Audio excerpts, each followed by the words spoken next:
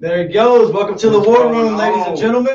We are winning on Wednesday in the War Room. Patriot Business Alliance coming at you live like we do every Wednesday, so we can drop some knowledge bombs in your business so that you can be the most elite version of yourself and business owner.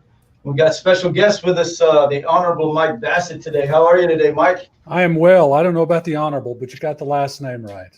Well, all you legal fellas, that's what we just add that by the default. Yes. Good to be here. Automatically becomes an honorable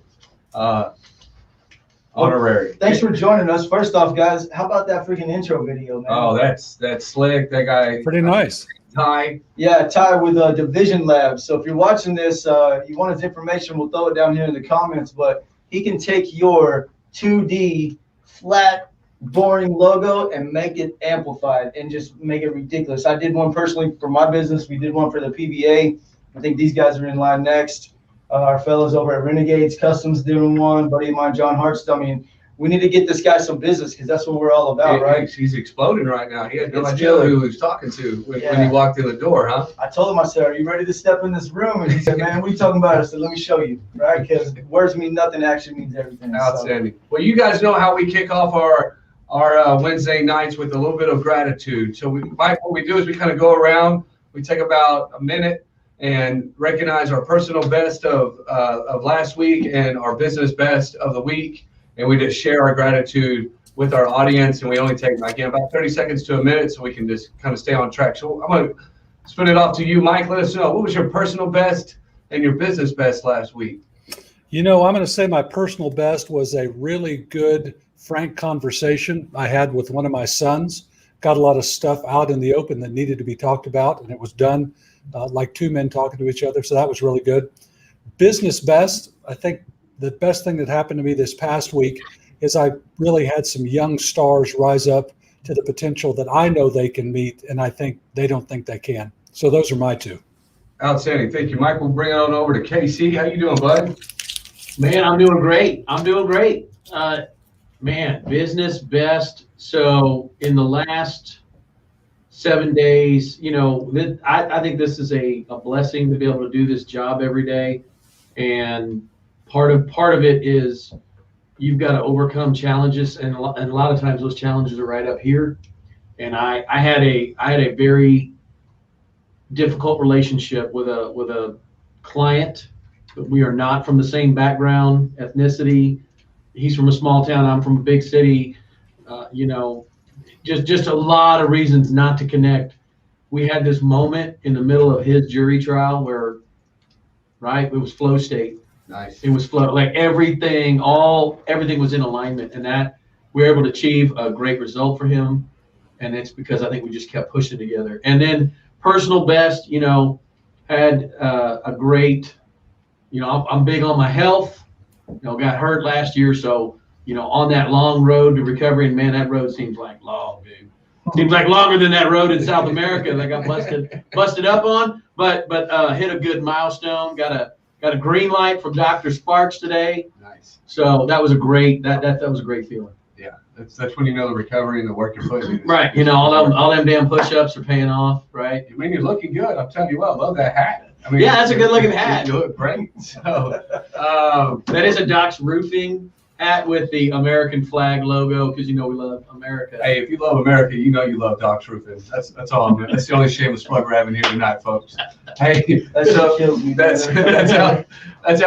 KC. Personal best for me is man, my oldest daughter, she's 17, she's growing up, and she's excited about college, and she's excited about working and just becoming her own independent woman.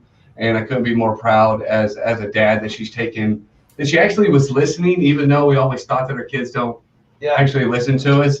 And so it made me super proud. So I get what you're saying when you have that talk with your children. Business best, I think we may be opening up another branch in Tyler, and we've just took on another two sales reps, and these people are calling me, and I'm not going out there looking. Wait, let me pump the brakes for a minute. So you're here in Rockwell County. Didn't you just start one in Houston? Yeah, that's correct. Okay, and now you're going to Tyler. That's correct. World domination. At least statewide. We're going to start with the state of Texas because it is just the best state to work It should in. be our own country. Yeah, You know what I mean? So a lot of great things are happening with inside of our business.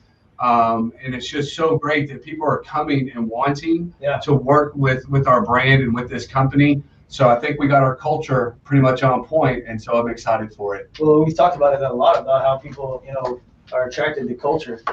Jobs are jobs. As you guys know, anybody can get a job, but to be hired into a culture is a totally different game. So good for you, man, paving the way for guys like me who are building my culture and building my team. So it's good to something to look at. Personal best, I've been fighting this battle monetarily in my brain for about a year with this program, the Apex program. And I went to an EM networking event down in downtown Dallas. My boy Chad Sessions, check him out over at Smoke Sessions, invited me. Out of the blue, had no clue why I was going. Instantly when I walked in the room, my mindset shifted, and it was the kick in the ass that I need. I'm getting goosebumps right now. It was that motivating to walk into a room with special forces operators and billionaires and people who have been in business for 15 and 20 years and asking me simple questions and saying, you know what, that's wrong. This is what you should do. Anyways, long story short, pulled the trigger the next day. Our friend over there, Ryan Stewart, probably thought I was full of shit, but I did it, homie, so here we go, right? So anyway, so that was my personal best. I finally made the commitment to invest in myself. I've been investing in my business for 4 years now, but I haven't done it to myself, so I'm pumped. I'm excited. Hey, man, I'm going to tell you what. If y'all don't know Jeff, it's like it's like getting money out of a turnip to get him to invest in some shit, especially online training and coaching and mentorship. So I'm pumped for you. I'm also part of the same executive. Casey's part, he has a coach, he has a mentorship. So we're super ecstatic for you. I can't wait to see the proven results that are coming. It's tough, man. When you build a business and you work so hard to do so, and you start putting back profit, you've always been taught from others to invest back into your business, right? So I thought this whole time I was doing it right, which I am, right? I'm doing the right thing. Or spend, like Mike and I have seen, we've seen people who, spend half of it on whores and cigars and piss the other half away, right? Well, so a lot of lessons of what not to do, right, Mike? Indeed. But business, not from you, but people we know. But from mentors that we saw, like, you did what? Should we strike that from the record? Strike it from. So personal win is investing in myself finally after many years, because like Mike said, I'm real skeptical. I'm always the skeptical guy to say, oh, you need my money for some shit I can read online? I don't know. Hold on. Business Best started our biggest project of the year this week, and have been handing over most of the reins to Big Country and kind of letting him sink or swim, but also pulling him out of the water when he's sinking. But Business Win is, we've been training him to get to a point where he's going to start kind of taking over a majority of the install stuff. So anyway, how much is that contract? The project itself? Yeah. What are we working on? It's about $80,000. What? $80,000. $80,000, son. Like, that's huge. Yeah. Business 3 years, major fucking $100,000 contract, man. That's fucking badass. Like, be proud of that shit. It's pumped up. Be pumped up. That's a lot of other people's money, folks. Yeah. That's a lot of other people's money. So let's just dive on into what we're going. I'm gonna turn it over to KC to bring everybody up to speed on what we're jamming about tonight. All right. So this month, and now this was an abbreviated month because we did a joint mission with the Rockwall Veterans Business Alliance and the Chamber of Commerce to support the Lone Star Casa Backpack Drive, which had been kind of rained out and COVIDed out and all this other crazied out. So this month we've been focusing on people who inspire. Drew Pearson, Michael Irvin, the people who wear number 88, the great one, the playmaker, what we can learn from them, especially as it relates to creativity. Right, so this conclusion of this dive on 88, right? What can we learn from them, and especially how that can benefit you when you are trying to command time? Because if you want to be successful, if you want a branch in Smith County, Harris County, Hidalgo County, whatever county, the fact of the matter is you've got to learn how to be a master of your time, so that, and that's one reason why Mike is here. Because, I don't know which of you viewers, I mean, at least one viewer knows this, but Jennifer, who's home watching and has been just this day working at our new branch in Terrell, Texas. Nice. So, yeah. Congratulations. So Did I hear thanks. that right? Yeah. You opened up, you're expanding, you're in another town? We're in another Man. town. We're Yeah. just the next town over, Well, right? you got to start somewhere, man. You got to Don't limit yourself, dude. So here's one thing that Jennifer and I were talking. So this idea about roping poor Mike Bassett into this conversation. Sorry, Mike. But Jeff Skinner called me at dark 30 on the way to Van Zandt County to handle some of my business, and he's like, "We got to talk about." And then it just kind of spun this how we're gonna wrap up this 88 this month. And I talked to Jennifer about time management, who's the best person that we know on the subject matter of time management. We both locked eyes and said the word Bassett. So that's why Mike's here. I asked him to be here literally on the fly last night, and he was like, "Sure, man, no problems." Because Mike is a fantastic business leader, has own firm. For Mike, I'm going to mess this up. Is it 20 years? 18? 20 this February. Oh, wow. Outstanding. Wow. That's monumental. That's like antique. Yeah. You guys think I'm old? Holy shit, Yeah. Mike's taking the bar high. Vintage. Yeah. Vintage. So, but Mike was in business, in private practice many years before that. Mike served in the United States Army. Outstanding. And a great guy from El Paso, Texas, which is like Houston, Texas, a great place to be from, right? A great place to be from. To visit. A little bit more rain. But anyway, so that's kind of where we are tonight. And with that being said, I'm going to turn it back over to you, Mike, Jeff, and Mike. So time management, right, Mike? That's why Casey, the Ashmores, said, you know what, we need Mr. Bassett on this program, because if you're people that know me, I'm all over the place. I'm structured chaos. I have finally tried to figure out a process to keep myself on track. One of the first thing that somebody suggested was open up your notebook, write down from the time you woke up till the time you went to bed the day before, and see where you lost your time at. So could you, for the audience, give us maybe some tips and tricks that you've learned along the way in 20 years being in business, how you manage time? Well, here's the deal. First off, I do have to account for every minute of my time every day, because that's the way I get paid. So I have got to account for every bit of this. And in fact, when we get off of this conference, I'm going to put my time in for this as client development and overhead. So I track every bit of my time every single day. I thought you were about to tell us, as soon as we get off this call, you're sending us an invoice. So I'll send KC an invoice. Don't worry about that. Yeah. But you're right. Remember, what you count is what gets managed. And I think all of us have a tendency to overestimate or underestimate how long it takes us to do stuff or what we've done. The word that comes to mind, Mike, I think you've got to embrace is intentionality. Time management does not happen by osmosis, and it doesn't just happen by a state of entropy. You have got to intentionally do it every single day. At least I do. Intentionality. I like that word. It doesn't happen. And so, I spend probably 6 hours a week planning throughout the day, and then on a Saturday and a Sunday, because here's the deal. I don't like to make decisions. That's why I lay out my clothes the night before. That's why my pot of coffee is already ready in the morning. That's how, when I get here to the office, I know the first 5 things I have to do, because I don't want to think in the morning. I just want to execute. And like you, I probably have ADD. And if I don't focus on it, I can be 10:30 in the morning and I'm still looking at emails and I have not gotten a thing done. But if I come in, it starts silly enough with making your bed every morning. Then you feel like you've got something done. Then you get to the office, you put coffee on, you come in, you don't even do anything until you do the first 3 or 4 things you need to do. And for me, it starts momentum and it carries you through the day. Yeah, that's true. So we've go back a few weeks or whatever, and a number of different times we've talked about breaking down your hour into 20-minute, laser focused sections of the hour. Well, the other day, joining this new Apex Entrepreneurs program, and they're giving you, they're like feeding you through a fire hose right off the bat, right? Which is totally fine, because change comes in uncomfortable situations. I've always said that. So what I noticed right off the bat was that my schedule was dictating me. Uh-huh. Right? We talked about that before, where it's like, hey, don't let your time dictate you, dictate your time. And I thought I had it on lockdown, and I thought I was like in charge of my whole day. You take yourself and you break down a half an hour increment spreadsheet and you write down everything you're doing.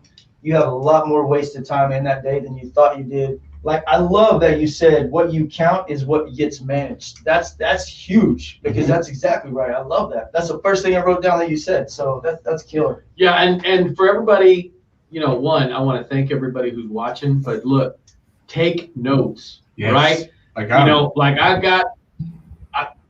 I like to type my notes because my handwriting stinks, right? But a pencil and a piece of paper is worth more than a long memory, right? Pretty sure I heard Grant Cardone say that in one of the very first trainings where I felt like I was drinking through a fire hose, didn't have something to type on, notepad on, right? I was just sitting there, and you're missing some things. So if you hear something, write it down, save it for later. John, this is another big example about being creative and using that to help you with your structure. And I'm not saying we all need to do this, because I don't know if I have the ability, but John Maxwell, every time he heard something brilliant, no matter where it was, at church, at whatever, he would write it down and index it so he could find it later. Mm-hmm. Yeah. And that's one of the reasons why he was such a prolific writer, because every time he heard a great quote or something very inspiring, he would write that down. Bassett, time management, whatever, and then he would put that into. It's also a double-edged sword too, though, because you don't want to be word for word for word. You're almost taking quick notes, because you don't want to spend all the time listening to your pencil and not listening to the speaker. So you're going to places. What do they call it in the courtroom? The little quick typer. Yeah, the steno. Yeah. Keywords, you know what I mean, and go back. But the good thing about what we're doing here is it's all virtual, so you can go back and share it and watch it with your friends. Yeah, later. right. But what you're listening for is things that strike you. What you're listening for is the things that resonate here. Yes. That's what and you will know them when they happen. And I could tell you, before the pandemic, I always carried around a moleskin notebook. Once the pandemic hit, we all went to iPads. So I carry an iPad with me all the time. And things come to me. mean green. A moleskin. You're talking about one of those old notebooks. Books. Yeah. Okay. The green. That's why I heard that. I'm like, wait, I know that thing. Oh yeah. I actually still have my old one from, I found my old one. So tell us why you went from a manual to a digital platform. Well, we did, because of the pandemic, we all were forced to go home and work at home. And of course, then you're paperless. And so we were forced to do so. So Casey, we don't buy legal pads anymore at our office. We don't buy them. Oh. Every lawyer. Man, Every lawyer has an iPad. He does too, from 1954. But anyway, that's a totally different conversation. Let me ask you this real quick, Mike. When the shift took place, how were you able to manage time when no one was in the office or limited staff was in the office? Because time management is still just as critical, right? Oh yeah, but here's the deal. Time management is self-management. All I can do is manage my time. I have to manage my time. I can't manage KC's. Yeah. I do well to take care of my stuff. Yeah. And so the key became, in fact, my whole system changed during the pandemic. We have a complete electronic calendar and everything else. I found during the pandemic, I went back to my old day timer and I ordered refills for it, because I like writing stuff down because I remember it. I like crossing stuff off because it's part of the brain that kicks in. So mine has changed in the last 15 months. The way that I process my work, plan my work, and work my plan has changed. And I think we sometimes think that, oh my gosh, if I start changing the way I do it, maybe I'm not doing it right. No, I don't think that's that way at all. You've got to change it to make it better, because hopefully you're not the same leader today that you were 6 months or a year ago. Right. Man, that's like dropping a bomb. Yeah. Right there. Like time management is self-management. Like, just think about that for a second, because I'll tell you, Mike, you're here because I called Casey and a frantic yesterday, and I said, we need to talk time management, and I'm going to be selfish about this. I need to talk about time management. So let's put it on the PBA tonight. So we're always very upfront here. Guys, we're talking about this tonight because I need it, but I know it's going to affect other people, because as small business owners, we all have issues dealing with time. We But do. To hear that time management is self-management, that is critical. That takes me right back to, I need to go back to boot camp mode with my mindset and be like I'm in boot camp, telling myself what to do every minute of the day. No, I agree. Mike, you've dropped some serious knowledge just within the first 10 or 15 minutes of. That's it. That's all I got. There's nothing I more. went from writing on the back of a business card that I found. I was like, yo, give me some scratch paperwork. I felt like I was in school. I said, let me cheat a little bit. So, quick question for you. I knew it took time to form those habits, right? And you going from writing to an iPad, that's a whole brand new habit that you had to recreate. Have you developed any sort of things that help you stay accountable to yourself? When you say time management is self-management, so I can come up with 1,000 excuses. Oh, I got ADD. Oh, I'm structured chaos. Oh, I'm this. Oh, I work better because I shoot from the hip. What forms of stuff have you developed that says, you know what, bro, you need to hold yourself accountable to that self-management? Yeah. Well, I think it starts with, and kind of zoom back 30,000 feet. If we're leaders, we have to protect the asset, and that's us. Because, so think about this: if your stuff is not completely locked down, and you're just a mess, or as Casey would say, Joe shit the rag bag, people around you, but people around you are not going to follow you, are they? Which means that you have got to take care of your own stuff first. And that's why I think we as leaders have got to do that deep work. I mean, rip back to the studs kind of deep work about what motivates us. I was on the phone with my coach today at 8 o'clock this morning, and he told me, Mike, the reason you're struggling is because you're not setting good boundaries. Wow. So set boundaries. So what I heard you say is you need to set the right boundary. Right. And that is, I will tell you, that's more often than not, it starts and ends with, no, I can't help you.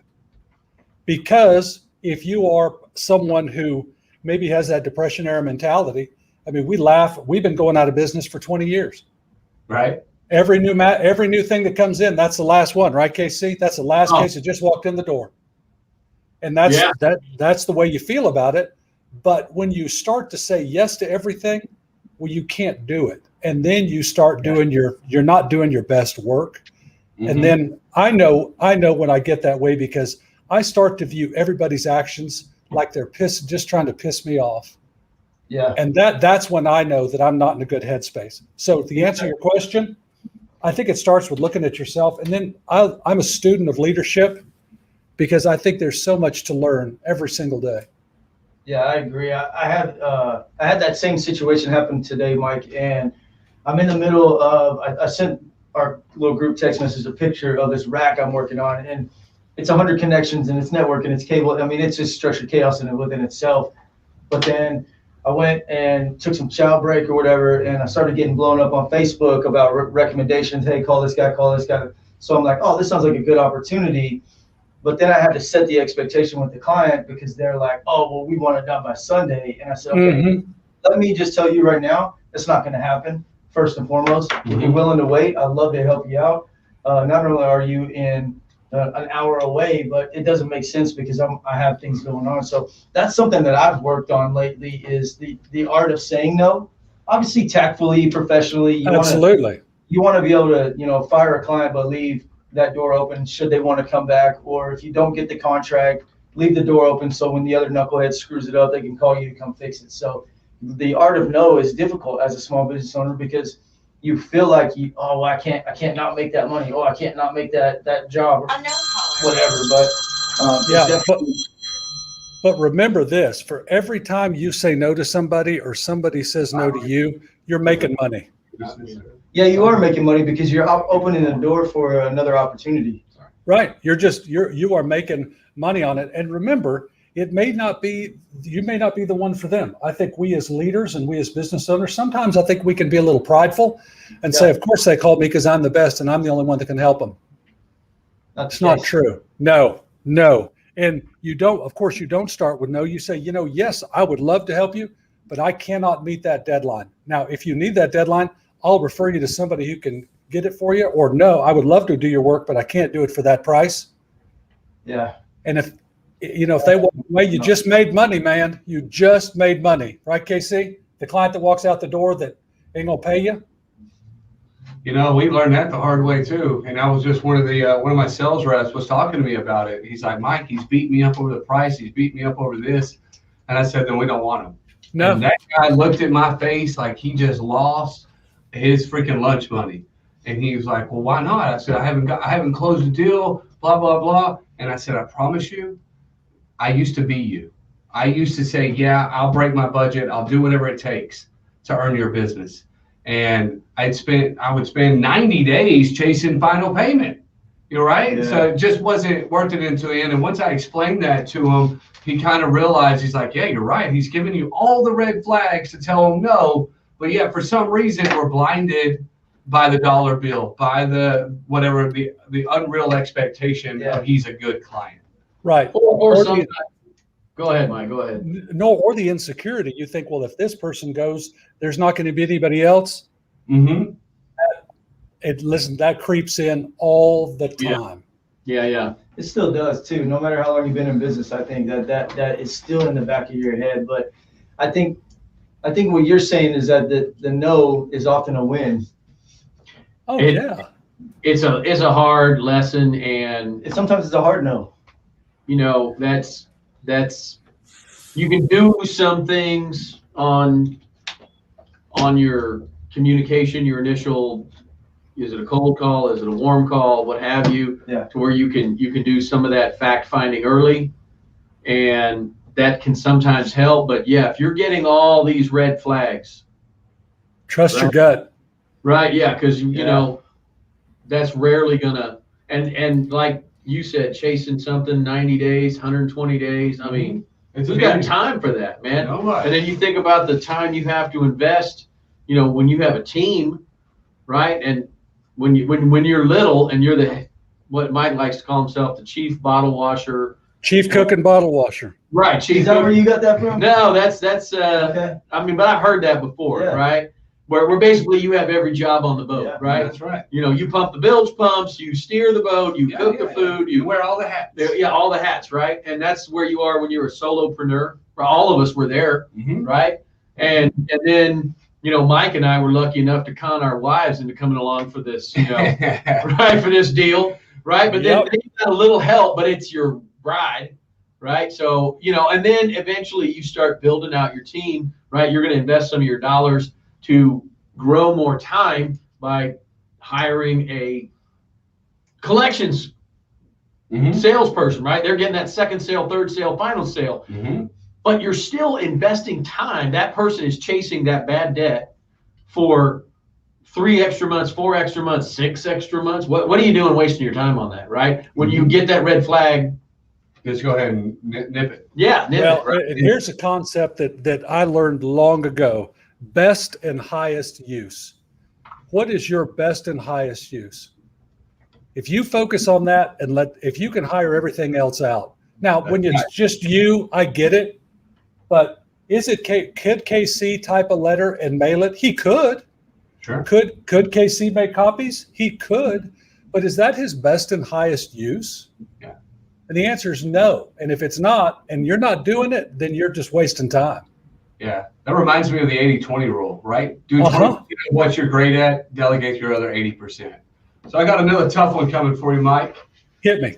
We know that in business, in our day-to-day, no matter how well we write down, no matter how well we plan minute by minute by minute, the universe loves to throw us curveballs. Is that fair to say? Right? Absolutely. Throw a fucking curveball when you're in business. Maybe you get a flat tire. Maybe it's just the wife calling, child sick, whatever the case may be. Help us as business owners, man. How did you develop some of these contingencies when shit hits the fan? Well, the bigger ones, of course, you can't, like, who planned for COVID? Sure. Okay. But we got together and we figured out a plan. Like a lot of businesses, probably like you guys, we rebuilt an airplane in the air while it was flying. Absolutely. That's what we had to do as a business. But you're right. Every day that I start out and I've got my list of things to do, I know that there will be a shitstorm sometime during the day. That's why those 3 most important things, I'm a morning person. Some people are night people. They've got to figure out their rhythm. That's why I want to get those 3 things out of the way, because I know what's going to happen. The phone's going to ring, and we're going to get a hot grounder, and it's got to be acted on. That's why I protect that time in the morning.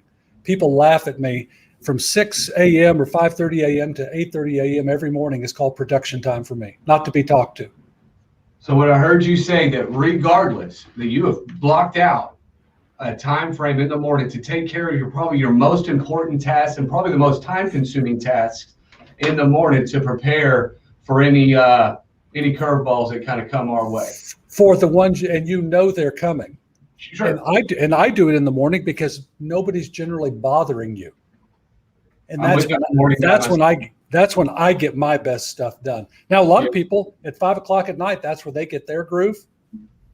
It's whatever you want to do, but you've got to set that time aside to get that grinding work done. I love that you called it production time. Yeah, I really do, because that really puts emphasis on what you're doing with that 2 hours, right? Mm-hmm. That really, because in your brain you're saying, hey, these next 2 hours I'm going to be productive. And humans are weird, right? We're keyword individuals, right? So if we say, oh yeah, I'm gonna block away 2 hours and I'm gonna eat a bowl of cereal and read a little bit, well then that's exactly what's gonna happen. But if we say, hey, for 2 hours we're gonna produce and be productive, then that means we're gonna have a little bit something different and something else accomplished. Well, and then you go into the 9:30 hour, 9 o'clock and 9:30 hour, you got momentum. That's right. You've already knocked down 3 things. Yeah, because it only takes one phone call to fuck your whole day up. Entire day. Or, someone knocks on the door. Hey, boss, can I visit with you for a second? Yeah. You got to be there for your people. Hey, boss, listen, we got a kid, my kid's in the hospital. Well, they got to go take care of that. And now you're retooling your day. Mm-hmm. But just accept it. I mean, it is going to happen. Mike, let me ask you a question here, because Casey's got the gold medal in this. What time do you wake up in the morning? Ideally between 4:30 and 5. It must be a lawyer. Is it a lawyer thing? You guys just had to be in school like all that time? You're like, No, but here's the deal. There's other people that get up at 10 in the morning. Yeah, man. But at 9:30 at night, they are full bore. From 9:30 to 1 in the morning, they get stuff done. I think it's their circadian rhythm. Yeah, I got a buddy that I went to law school with, and his name's Justin. He's down in San Antonio, and he's worked for a firm for 3 or 4 years and then went out on his own. And, Justin had an offer from a very prestigious firm in San Antonio, and he was like, y'all will kill me because I don't come to work till 11. And I kind of hit my groove around 4 o'clock, not a happy hour guy, and he'll work straight up till midnight. And man, he will jam. Yeah. Right. But I mean, his day, he's a night owl guy, right? See, I mean, that's what I'm trying to figure out right now with myself, because I've been trying to keep up with the Joneses over here and getting up early and shit. And Dude, do your rhythm. Do your rhythm, and you're going to find it. And your rhythm will change during different seasons. Yeah. Hey, you couldn't have said it best. So like he said, Jeff, you made a valid point just now, keeping up with the Joneses. So oftentimes in small business, we look at our peers and we try to duplicate or emulate or impersonate or try to be like that other business owner. And oftentimes we can't hit that same benchmark because you're doing it for that guy over there. So whenever I found my rhythm, right? Yeah. And it just so happens I wake up at 5:30 in the morning, I do my gig, go to my gym, do my thing. By the time I hit the door at 7:30, 8 o'clock, I got momentum, just like you said. Right. So yeah, find your rhythm, see what works, see how you jive with your own internal well-being, right? Because that's what it's about, self-management. Yeah. That, to me, it hit home to me like a fucking ton of bricks. Well, and remember, you're not going to do well if you don't feel well. Yeah. And however you feel, that energy, as we all know, how many times in the military would you go see the first sergeant and say, how's the old man's temperature today? Yeah. Because it all depended on what the old man's temperature was. You're 1,000% right. Yeah, right. And you know what? If you're bitter and pissed off guy because you're burned out, like I have found myself during the pandemic, that's no good for your team, man. They don't deserve that. No. No, and they feel it. They feel your energy. Sure they do. They hear your tone, Uh-huh. They see you're not walking tall and peppy, cheerful. Like my guys bingo me right off the bat. If I come in and I'm not that upbeat, high energy, regular doc, they're like, "Yo, what's the issue? What's going on?" Right. What happened? And it's usually something that was out of my control. It was the universe, playing kickball with me, and I keep missing them. You just keep taking balls to the face. And but once I let it off and take it off my plate and I share it with somebody else, typically I've nuked it, right? I've overthought the problem, and I've just beat myself up over something stupid, and it was something that I can't control. I like to use the analogy: don't let someone else dictate your emotion. I found myself yesterday just feeling out of control, right? Things weren't going to the Jeff Skinner plan, right? On the job site. Things weren't going to the Jeff Skinner plan in my planner for the day or whatever. And you couldn't have said it better, Mike. That rubbed off on everything. That rubbed off on my mindset. That rubbed off on how I approached my day, how I carried out my day. And I think a lot of the time management also starts with mindset, right? And staying in that positive flow. You're not going to have good days every day. We all know that, right? Kickball, the universe, force of average, whatever you want to call it. Mm-hmm. But I just wanted to reiterate that and say, hey, guys, it happens to all of us. It's not just you. It's not just me. That's what this whole program is about every week for the last 60, 50, 80, 100 weeks we've been doing it, is to say, look, guys, this is not just happening to you. This happens to us as well on a weekly basis. We've just surrounded ourselves with people like Mike, Casey, and Doc, and the veteran organizations that we're a part of to be able to bounce those ideas. And when I call Casey, he says, change your socks, drink some water, and suck it the fuck up and keep moving. Okay, that's what I needed to hear yesterday. Right. We don't do it if it doesn't suck. Yeah. But you know what Mike said a minute ago, and what you said, the universe. So hard lessons from the virus, right? Besides getting the motherfucker, which was a lot of fun. You got it. Yeah, I got it. I don't know. Yeah. So we're immune. One thing I wanted to kick myself for this. One thing the military teaches you is to plan for CASREP, right? Mm-hmm. Why don't we do that in business? Yeah. 2 employees are down, right? Somebody drove over a mine. You've just lost a Humvee and a whole friggin' part of your team, right? Something that you train for, right? And you train when the stakes are low so that when you're in the middle of your mission, whether that's a business mission, your $80,000 job, whatever it is you're trying to handle, your trial, right? Your bench trial in front of Judge Tillery, and love you, Judge, right? But that's a hot bench. He's going to ask you a billion questions, and things are not going to go right. But if you drill, practice, rehearse like we were taught, right? And that's one of the reasons why, Mike, you said something a minute ago, totally resonated with me. I've got my coffee. I got all my things squared away so that at dark 30, as soon as my workout's over, right, it's gray suit, blue suit. I don't have to put any thought in that. I don't even have to pick a color shirt because I only own one color, and that color is blue. I only own red, white, and blue ties. Everything else is gone. I've eliminated all of these decisions that I could waste my day on. I don't want anything screwing up the momentum of. And then the other one is, for me, this is a big one. And it's a big one not only to start your day, but sometimes to end your day. And anytime you get kicked in the balls during your day is, what are your goals, right? Reflect on them. Make sure that is a part of your daily routine. For me, that's a part of my daily routine. It's like my Wheaties, right? And that's the very first thing I do every day is write down my goals, including the ones that I know I'm not going to be able to attain in my lifetime.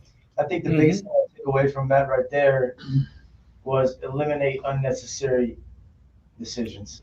Why does the Army always have Mike Bassett in green?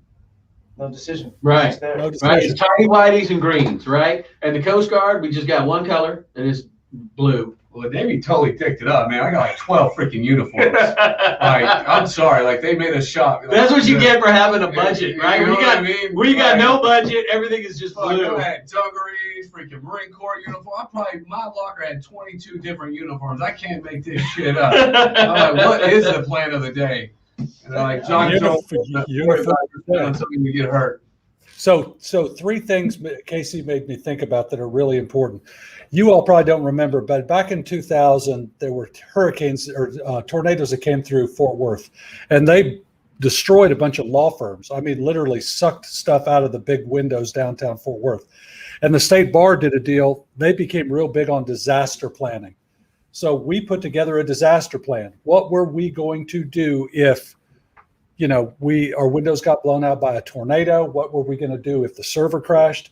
And we had to recently implement part of that plan. So you're right. You've always got to have that plan. What happens if you can't get into your office? There's got to be a place where everybody's going to gather.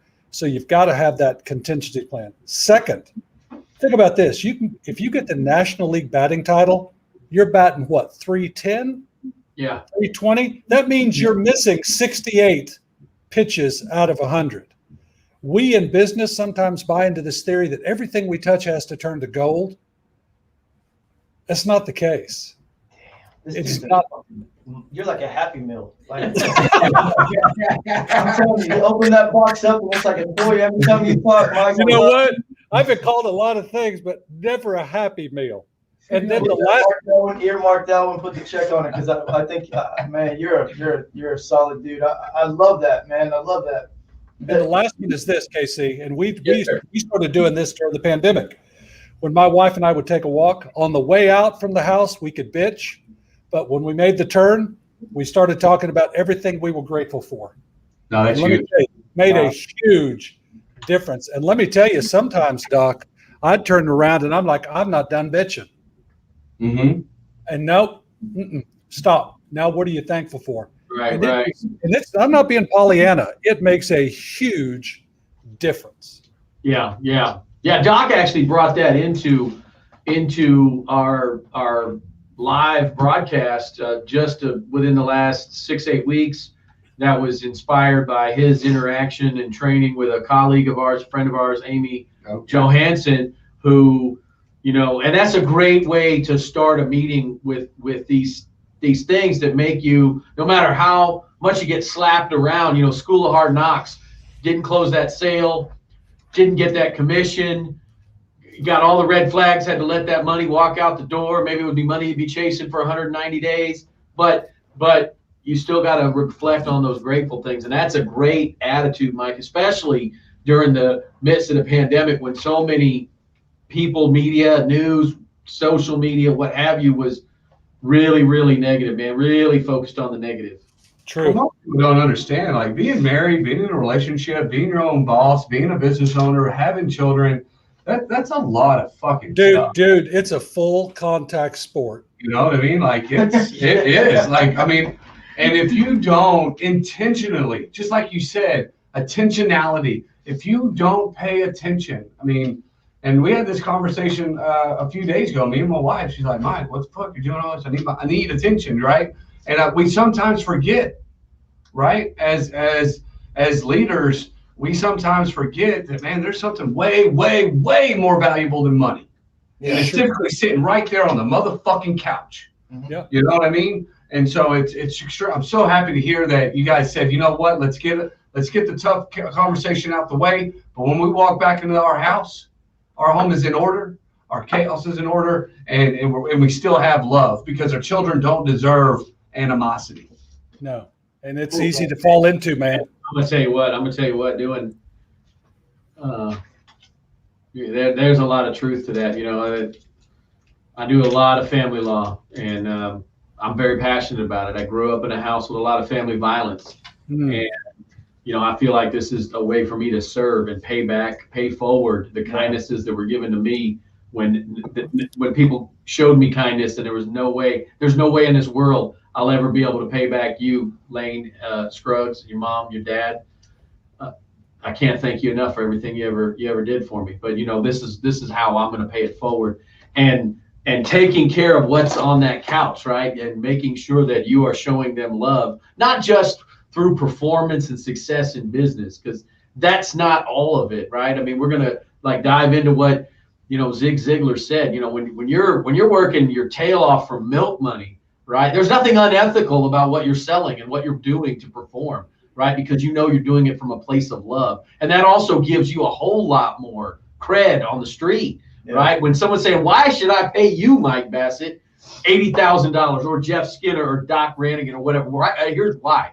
Because what I'm selling is the most ethical thing that I can believe in, right? Is my duty to you to perform and accomplish your mission, right? And there's nothing unethical or illegal or shameful about that drive. And Doc, don't compare yourself to other people. First off, everybody knows that social media is the highlight reel. Yeah, That's for all. sure. That's all Absolutely. that is. Yeah, yeah. That's and you know what? Other people, other law firms' success, that's good for them, but that ain't my law firm. It ain't KC's law firm. It's not. I'm happy for them. Good for them, but that's not me. Now, I will talk to people all the time and say, tell me how you're doing this. How are you fixing? I'll ask people all the time.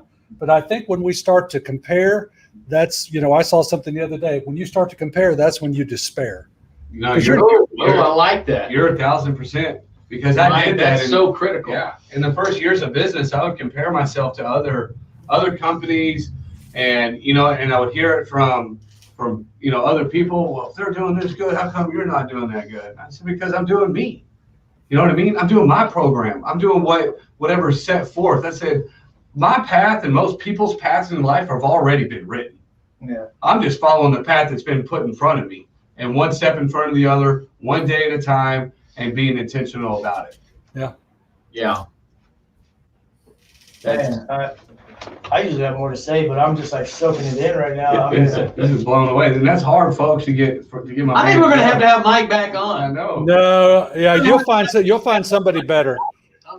Mike, we got a boot camp coming He's up. definitely coming to one of our speaking We're- events. we're- It's like, that's a heavy hitter right here. We might have to rope you into that. Now there will be some physical fitness in that boot camp. Yeah. More to come. More to come. More to come, folks. More to come. Okay. So wow, you've dropped more information about time and business and things that I can, like Jeff, my brain is just an overload right now. I mean, you're just a wealth of information. So No, you know why? Because I've made all the mistakes. I Trust know me. Those are all, every one of those was learned because I did the opposite. I chased the money. I, tried to please somebody else. So See, police your own yard before I mean, you police somebody else, check it out. right? We've said this 100,000 times on this show. If you're in business for the money, you're in business for the wrong reasons. Now, Absolutely. I mean, obviously we're all here to be profitable business owners, but if that's you just heard it from Mike. How long you been in the law industry? 34 years. 34 years. And he just said the same thing we've been saying for the last 2 years. If you're doing it for the money, you're doing it for the wrong reason. Yeah. So reach down, grab a hold, and figure out what your why is. That's a huge thing. If you don't know why you're doing what you're doing, start there and everything else build on that. Well, like we say here, the mission statement at our law firm is in glass, bolted to the wall, because it never changes. The mission never changes. How we get there, that changes all the time. Absolutely. I mean, our processes, they're written on paper. We change those all the time. But the mission, man, if you don't know what the mission is, What do you mean? you flail. Yeah. Hey, so speaking of mission, and you a little question popping in a minute. What is your company's core values? Our company's core values are taking care of each other so that we can take care of our clients. We're all about helping people in the ditch. Everybody that we work with and that we come in contact with finds themselves in the ditch at some point. Our job is to help them. That's what we do at the end of the day. We help people. What is your mission statement? You seem very proud of what that mission statement is, and I'm eager to know what it is. You got to go on the website. It's about the Good Samaritan, and it's about the guy lying in the ditch and the people that pass him by. And until you've been the man in the ditch, you do not realize the benefit of the Good Samaritan, and that we at our firm pledge to be that to the people that come into our lives. Nice. Yeah, I can 100% understand that, Mike. I've been in the ditch, underneath the ditch, below the ditch. Yep. I dug the ditch just to get in it. Put myself in it. So absolutely love that, 100%. Yeah. Where can you mentioned your website, so let's just do a little shameless plug for Mike Bassett. Where can we find you? The Bassett Firm. For me. Go ahead. The BassettFirm.com, 2 S's, 2 T's. Hey, You'll so find it there. couple things about Mike that that are, you know, I remember many times walking by that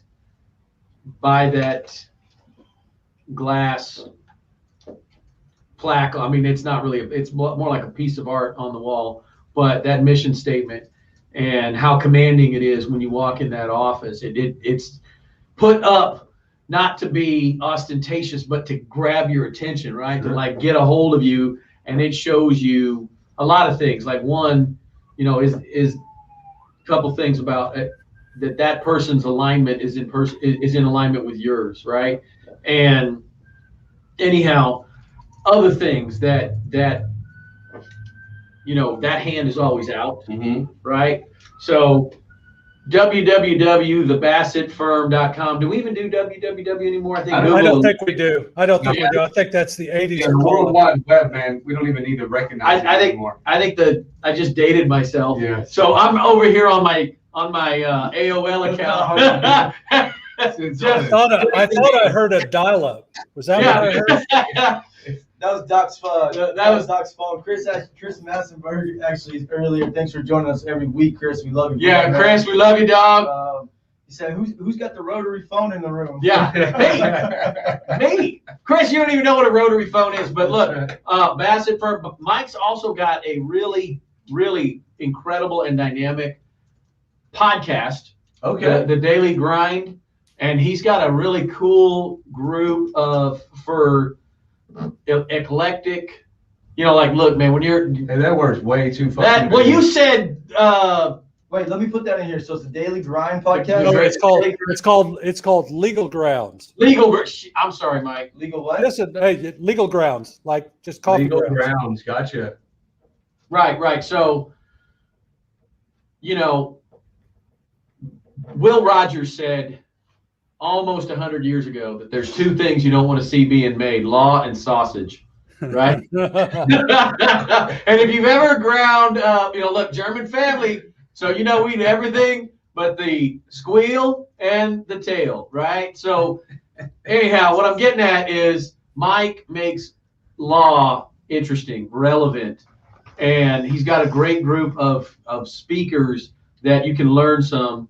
You know, so if you got something out of this, check out Mike's podcast, subscribe to it, or just drop in on it from time to time, because you're going to get something there that you're not going to hear anywhere else. Yeah, we dropped your website in there, put some information about your podcast, and I tell you what, we did this whole topic for me today, and I guarantee you, Was it worth it? Did you get what you needed? What you looking for, Jeff? I'm going to say it. I'm sorry, guys. I was being selfish today because I needed this, right? But I need to hear from other people. And Mike, you were probably the best person to come on here. I don't know you from Adam, but I feel like I know you now. Just the way you opened up to us and how candid and transparent you were with us. So from the bottom of my heart, personally, thank you for joining us on the show. Yeah, absolutely, These guys Mike. too.